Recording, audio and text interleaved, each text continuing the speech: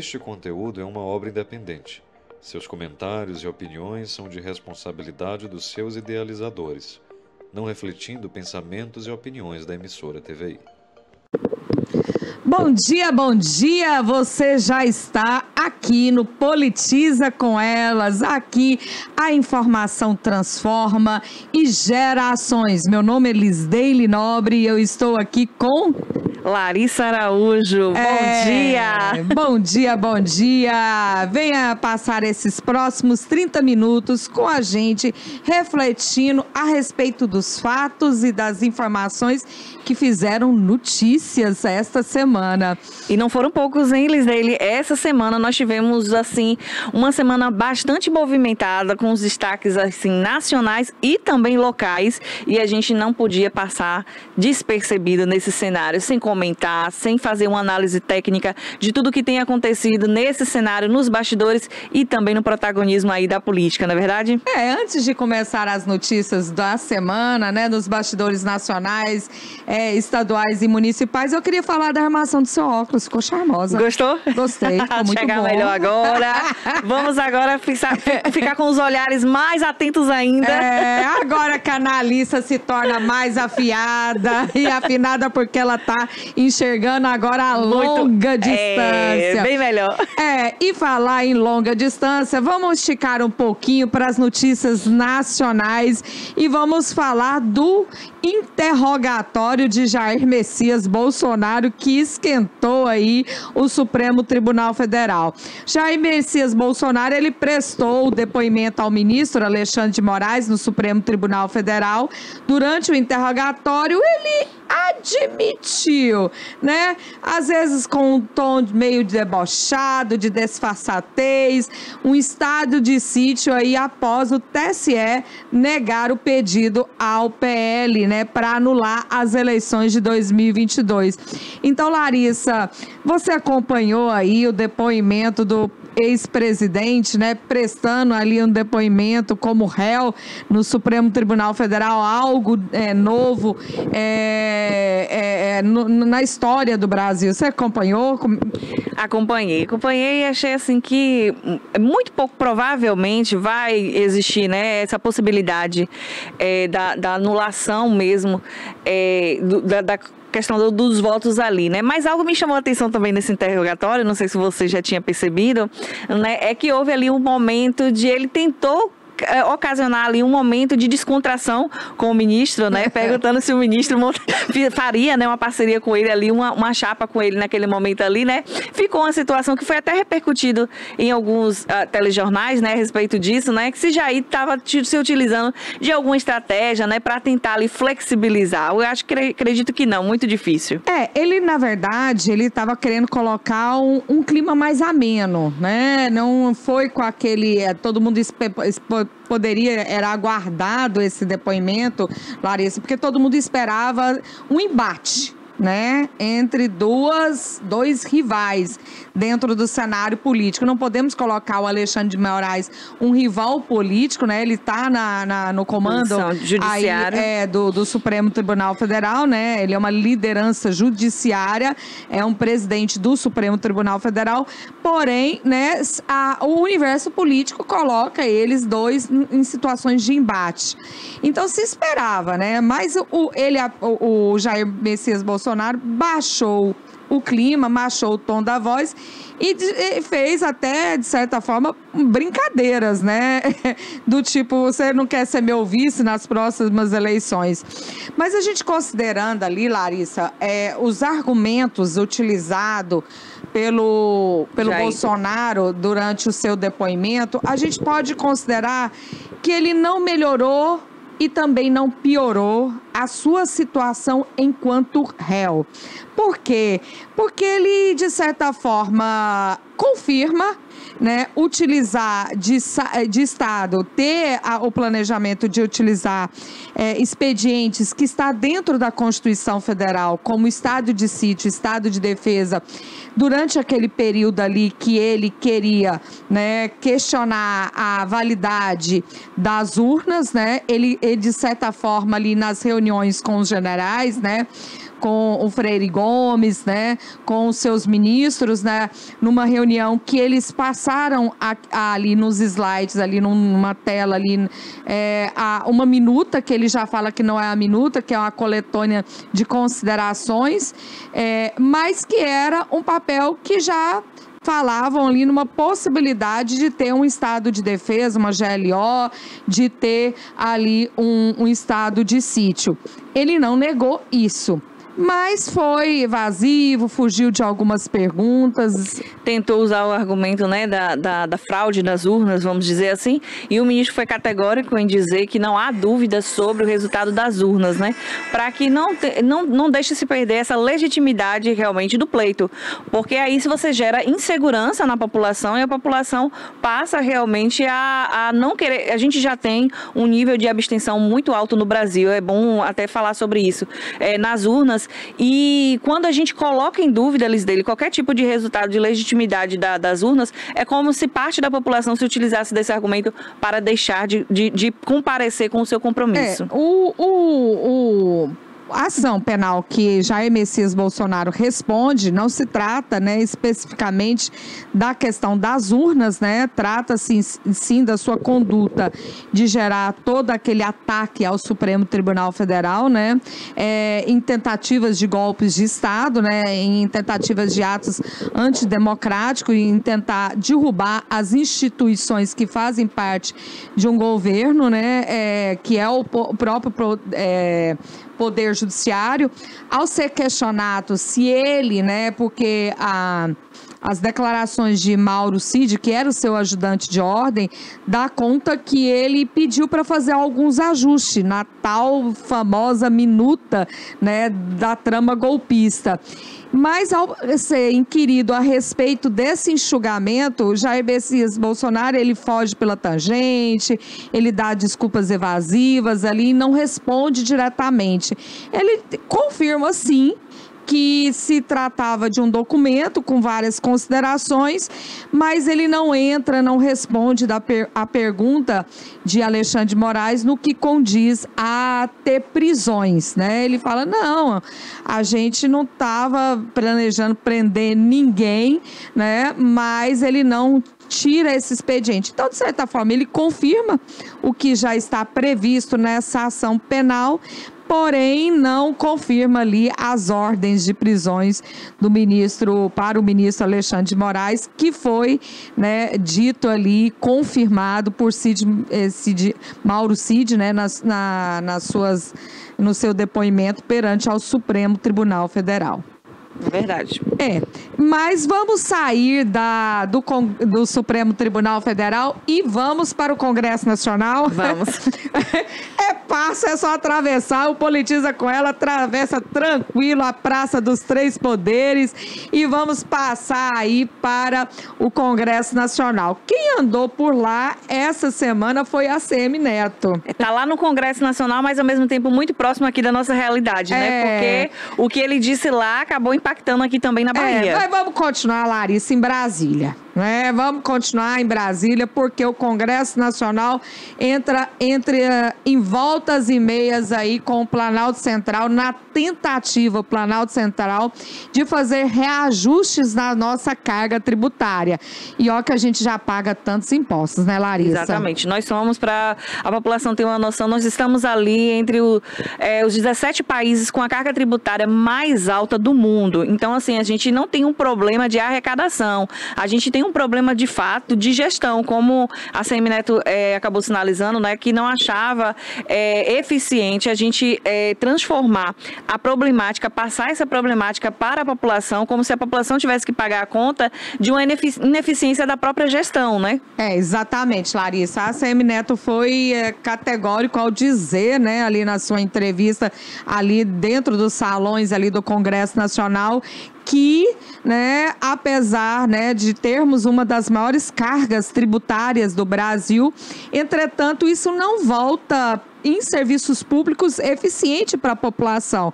Se já não contamos com um bom serviço de saúde, segurança pública e educação, né, que são as principais pastas do serviço público, por que aumentar ainda mais a carga tributária, sendo que boa parte do que a gente paga, quase 50% até 60%, se dá em cargas tributárias. Então, ele ali, Larissa, se posicionou, tá aí as imagens de ACM Neto, né? Ele se posicionou aí dizendo que teve uma reunião com a federação, que é conhecida, Larissa, como a Super Federação, né? Porque representa a maior bancada hoje, né, de fato, ali. Então, eles têm ali um impacto nas decisões, exatamente, né? E ele deixou claro já, né, que vai ser definido que pelo veto, né? Qualquer tipo de aumento de carga tributária, você falou muito bem que parafraseando o que ele estava dizendo, essas três pastas, segurança, educação e saúde, né, justamente as pastas em que a gente não apresenta um bom desempenho. Um exemplo para a gente ter ideia, né, o IDEB, a gente estagnou a nível Brasil. E alguns estados, se a gente for analisar, a gente piorou. Foi considerado pela época da pandemia, né? E também vieram outras questões, mas o que de fato acontece é o que Lisdeire falou. Não há conversão desses impostos numa qualidade de serviço que garanta resultados eficientes nos índices lá pra gente. Então, se a gente não tem bons resultados na educação, na saúde, esses aumentos, eles estão sendo convertidos em quê? Pois é, Larissa, a ACM Neto se posicionou lá essa semana em entrevista ali dentro do Congresso Nacional que qualquer projeto que venha aumentar a carga tributária, né, para o brasileiro cansado, suado de tanto pagar impostos, que a Federação União Brasil e Progressistas irá votar contrário. Mas, Larissa, o mundo da política não é tão simples assim, né? Não é qualquer posição de uma grande barreira que possa blindar, né, aumento da carga tributária. As últimas informações que o próprio presidente Lula diz que vai acelerar algumas emendas, né? Algumas emendas aí. O duro é muito parlamentar diante de tantas emendas aí, possa assim realmente votar contra ou a favor. Então, o jogo político não é nada fácil quando se trata aí de dinheiro, porque todos parlamentares. E que, inclusive, dinheiro se faz política, né? Vamos sair de Brasília. Vamos dar um pulinho aqui mais para perto? Vamos para Salvador agora.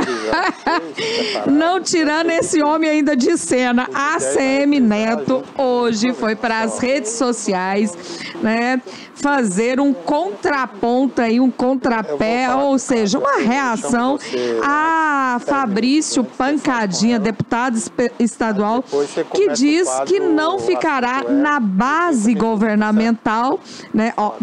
Não ficará ao lado do seu antigo, né? Vamos dizer antigo, mas atual ou ex, não sei nem mais como chamar, aliado político, porque foi a ele que deu toda a força e impulsionamento na última eleição municipal para Fabrício Pancadinha, que acabou sendo derrotada aí por Augusto Castro, mas ontem numa entrevista à rádio local, Fabrício diz que não está mais com a ACM Neto e sim vai para a base do governo estadual e estará com Jerônimo.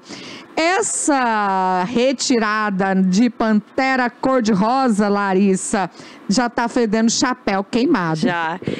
Infelizmente, a gente, quando fala de política, a gente não fala, infelizmente, dentro desse cenário, somente políticas públicas. A gente fala da política partidária. E não deveria ser assim, mas o que acontece é que quando acontece um pleito, Lisdeire, e o candidato ele se reelege, ou ele se mantém ali, né? O que a gente chama candidato de mandato, né? Ele tem ali o mandato nas mãos, fica muito mais difícil para ele caminhar se ele não estiver alinhado com a base do governo, né? É nítido que as prefeituras que estão ali, né, pegado na mão do governador, eles têm realmente, assim, alguns privilégios a nível de dispersão de recursos maiores, né? E nenhum candidato eleito quer ficar de fora. Então, o que acontece é que depois das perdas e ganhos daquela disputa eleitoral, eles começam a se movimentar. Então, quem perdeu e quem ganhou, mas que continua no mandato, vai ali para a base do governo. Foi o que aconteceu com o Fabrício Pancadinha, né? Para garantir esses 2 anos ainda que tem de mandato, ele queria ter ainda mais recursos para poder trabalhar, né? Continuar ali com suas ações. Então, ele acabou indo para a base governamentista, né? Mas aí não repercutiu tão bem assim, não somente entre a política, mas entre os próprios eleitores, né? Ele argumenta, Liz, dele, que o que for melhor para a população, né, ele vai estar ali alinhado, e que no momento, quem tem o melhor para oferecer para a população, segundo Fabrício Pancadinha, é o governador Jerônimo Rodrigues. É uma fala que não caiu muito bem para a Semineto, né? Eu digo sempre, Larissa, que diante da política não tem casamento com fidelidade, né? Tem casamento por conveniências e por necessidades, né? Como o rio sempre corre para o mar, o deputado ou outro qualquer político o prefeito vai correr para onde tem os seus recursos e ele possa viabilizar o mandato dele, né? Então, eu não digo que se trata de uma coisa difícil, né? Não se trata de nenhuma dificuldade. Mas a gente está recebendo aqui nos nossos estúdios e a gente já vai convidá-la para entrar aqui na nossa bancada, a prefeita de Itapitanga, Glis Dória, que vem falar de um arraial que é muito, muito, muito importante para a cidade dela.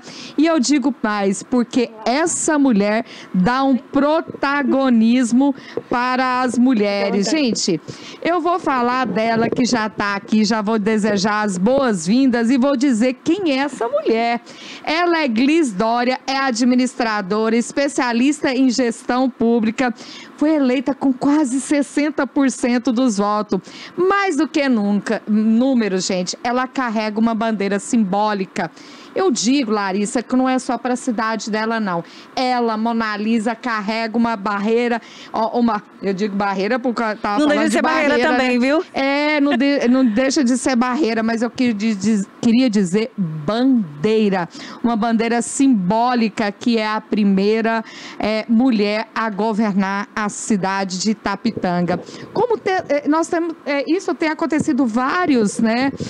Municípios estão tendo pela primeira vez as suas primeiras mulheres como prefeitas. Eu já vou passar a palavra para a prefeita Glis Dória, mas é importante demais, principalmente a gente que também traz sempre aqui no programa a importância da representatividade da mulher no cenário político. A gente sabe como é difícil chegar lá e também permanecer nesse espaço tão desafiador, né? Mas o que chamou bastante atenção logo de cara nesses primeiros meses, Liz, de gestão dela, é porque ela, de fato, tem protagonizado, né, ações que têm realmente trazido a mulher para esse cenário, né, de ações sociais.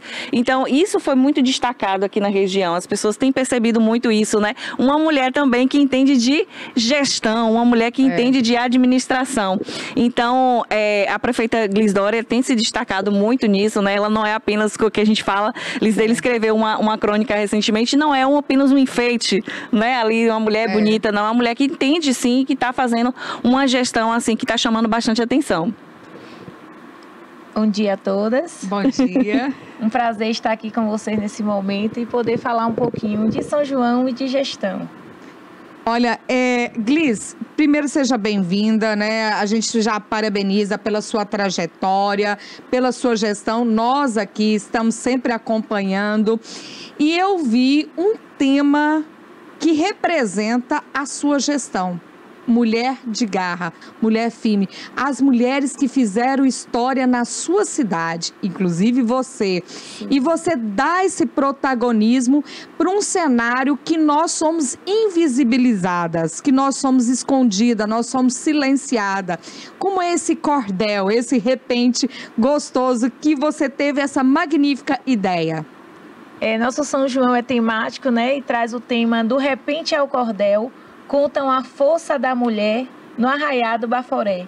E nesse meio aí tem a palavra força, que é marca de mulher, né, gente? Força, coragem, determinação. E nós trouxemos esse ano esse tema para contar realmente a história de mulheres que fizeram a diferença em nossa cidade. A gente vem contando ao longo desses 3 meses a história de algumas mulheres, professoras, lavadeiras, bordadeiras, prostitutas, mulheres visionárias do município, trazendo à tona essa história tão importante que será contada em todo o São João. Em todo o São João. E você já vem contando essa história nas redes sociais. E eu ontem, essa semana, a gente preparando o material para recebê-la, a gente viu, e eu queria até pedir para Cássio, enquanto a gente vai fazendo uma entrevista aqui com o Glis, sem o áudio, Cássio, aqueles documentários que você fez com as protagonistas dessa festa. O povo, principalmente as mulheres de força, são protagonistas desse forró, né? As lavadeiras, que linda aqueles depoimentos, e elas serão ali homenageadas durante essa festa. Sim, a gente traz essas pessoas que às vezes são invisibilizadas, né, pela população, pessoas que às vezes esquecidas, e nosso município tem história, nosso Nordeste tem história. E a gente vem trazendo a história dessas mulheres tão importantes para a formação de nosso povo. Então, nosso município vem dessa raiz construído por pessoas simples, por mulheres trabalhadoras, por mulheres honestas, que construíram ali com simplicidade no dia a dia nosso município. A gente vem trazendo a ela, dando vez, dando voz a essas mulheres, agora nesse São João, mostrando a história delas. A maioria delas não estão mais com a gente, mas a família está, as pessoas conhecem quando a gente posta. Lembrei de fulana, lembrei de fulana. Isso é gratificante pra gente, porque são mulheres que inspiram. Glis, eu verifiquei a grade, né? E você faz questão, dentre outras atrações, de contemplar talentos de Itapitanga. Sim, gente, muito importante a gente trazer esse pessoal, né? São os talentos da terra, os artistas da terra. Nós começamos nossa festa no dia 18, com as apresentações nos bairros dos artistas da terra, 18, 19 e 21. Todos os artistas foram, a gente fez reuniões, ouvi-los, trouxemos essa programação bem específica para eles e convidamos toda a população para estar com a gente nesses dias. Porque nosso São João começa dia 18, com as apresentações dos artistas da terra, que são as pessoas que estão lá no dia a dia com a gente. Nós precisamos cuidar e valorizar do nosso povo. Tem blocos lá, né? Não, eu ia falar assim, ela falou assim, né, de contemplar também artistas aqui da região, mas você conseguiu também trazer nomes de peso para esse São João, não é isso? Sim, nós temos blocos lá.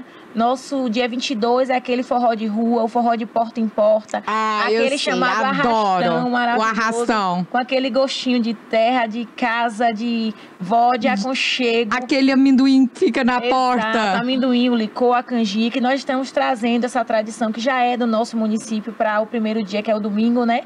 E nós começamos esse dia com esse arrastão de porta em porta, que são os blocos. É a reunião dos blocos. E esses artistas também, nós temos também dia 22, 23, 24, artistas maiores, artistas de peso, que nosso povo pediu, a gente fez pesquisa, perguntou em rede social, escolhemos também mulheres, grandes nomes de mulheres. Valquíria. Brasileiras, Valquíria, Lara Amélia, tem a Maria, de Maria Cecília e Rodolfo. Eu vi. Então, assim, a gente vem trazendo essas mulheres para o protagonismo também.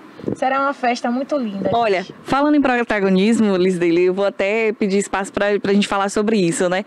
Eu tô sempre tocando no assunto para você, cara eleitor, quando eu sempre falo da personalidade política de um candidato, né? E quando ele se torna eletivo, é importante que você observe também a carreira pregressa de antes da política, né? O que a gente fala antes da política. E Glis nem sabe ainda, né? Mas eu já conheço Glis há muitos anos, não vou revelar a nossa idade, do tempo da UESC. Então, ela já estudou lá, né? Administração.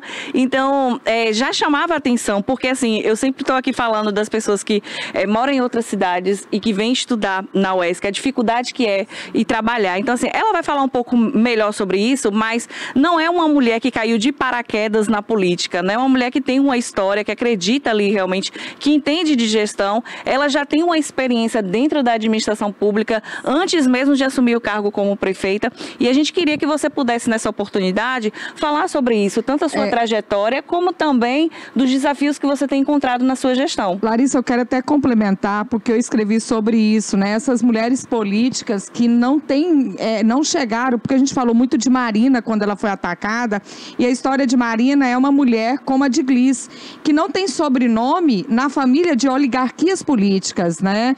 Ela construiu a história, ela está construindo a sua história, porque ela não é esposa de prefeito, não é esposa de deputado, não é nada disso, ela está construindo. E isso a gente tem que mostrar, esse protagonismo, como é tema desse Arraial do Baforé, que eu quero saber o que é Baforé.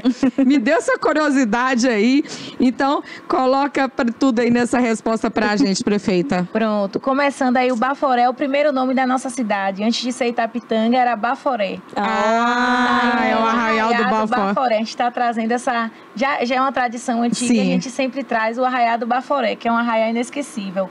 Falando da vida política, vou falar do profissional primeiro.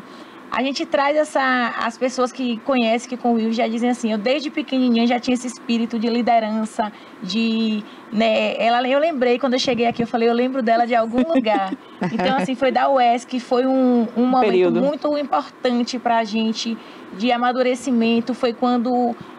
eu digo que foi meu primeiro passo, assim, quando eu comecei a estudar, a gente tinha muita dificuldade com transporte, e a gente vinha de Itapitanga, que é um pouco longe, né, para a UESC, que é quase 90 quilômetros, e via aquela dificuldade das pessoas de estudar e fundei a Associação dos Estudantes, para a gente requerer direitos, para a gente conseguir um transporte de maior qualidade, e começou daí, né, então assim, a gente já traz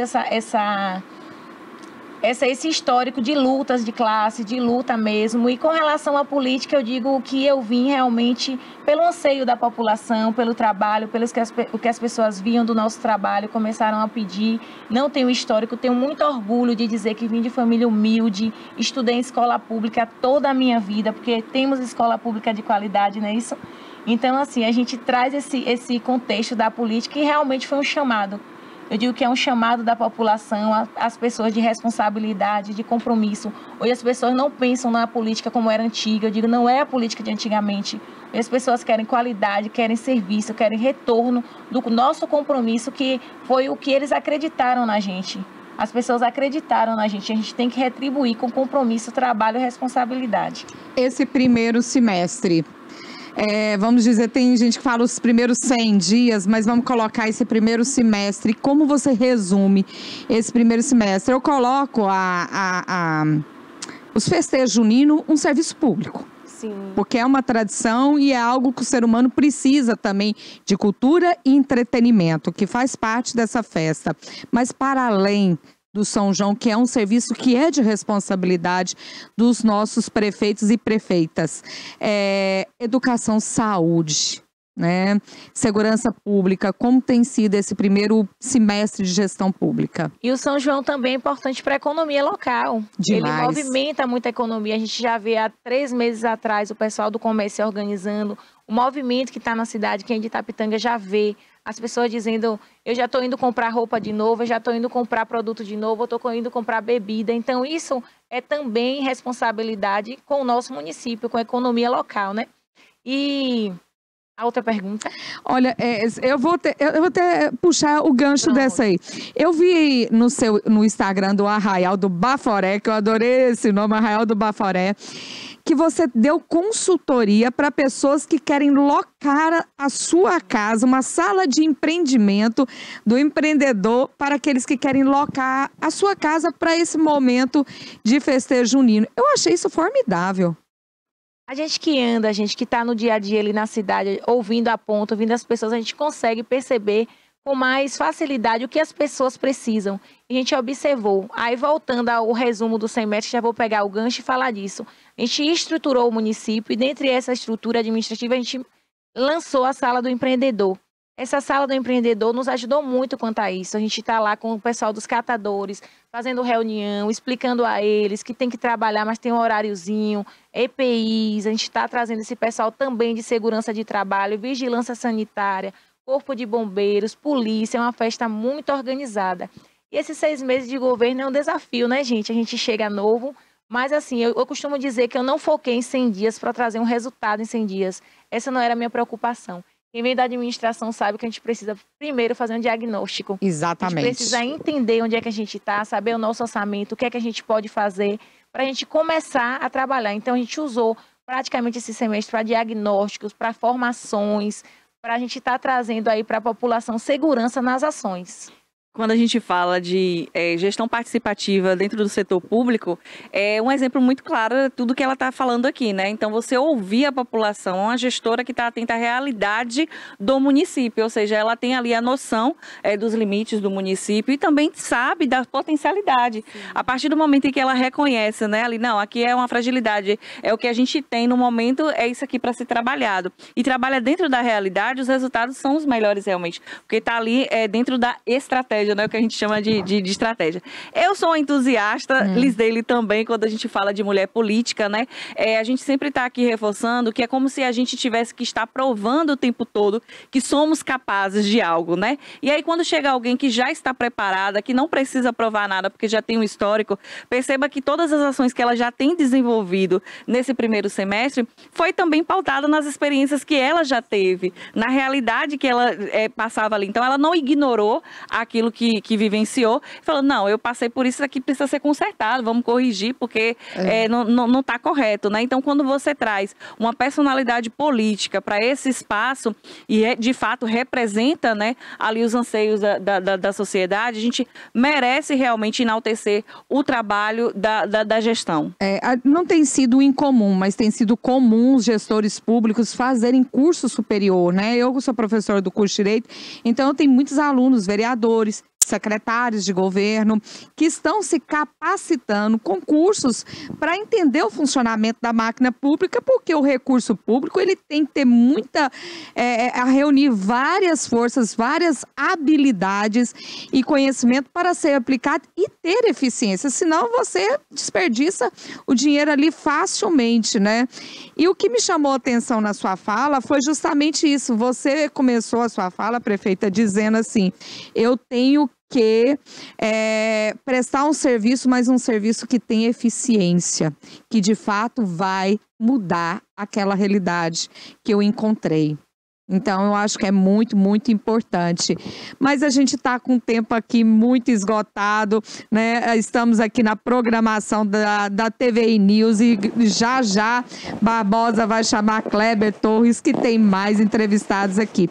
Prefeita, eu quero suas considerações finais e o seu convite ali bem cheio de Arraial Baforé, para que todos possam estar lá festejando com a senhora nesse momento tão delicioso que é o período junino.